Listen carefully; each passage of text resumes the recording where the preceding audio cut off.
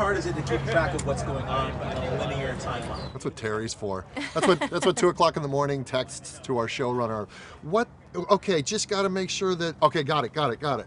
And she takes copious notes. I take copious notes. I have very thick notebooks that I carry around. I have been referred to more than once as a nerd, which a badge I wear very proudly. The first 4 episodes were a challenge to keep track of chronologically. We block shot, which means that you're shooting multiple episodes simultaneously in the interest of location and availability. And so on a time travel show, that can lead to a bit of confusion. Yeah, not only what scene am I in, what year am I in?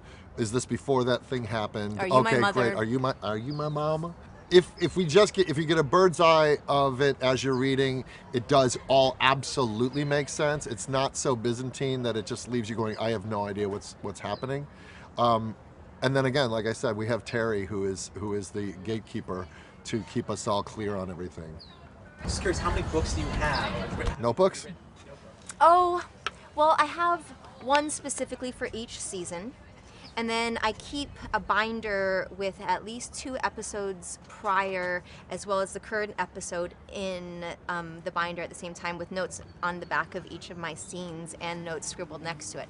So if I want to see, if we're block shooting, for instance, and we've shot the scenes prior, but they were like 3 weeks ago, I've written notes about what we did and how we played that particular scene to make sure that I go into the next scene with the same intensity and same motivation. We always joke that the fans also have a map with yarn drawing timelines so they can keep it straight in their basement. I think that this is a show that can be appreciated on so many levels, but the people who really invest in the show and really piece it apart will not be disappointed. There are so many Easter eggs that reference the original film.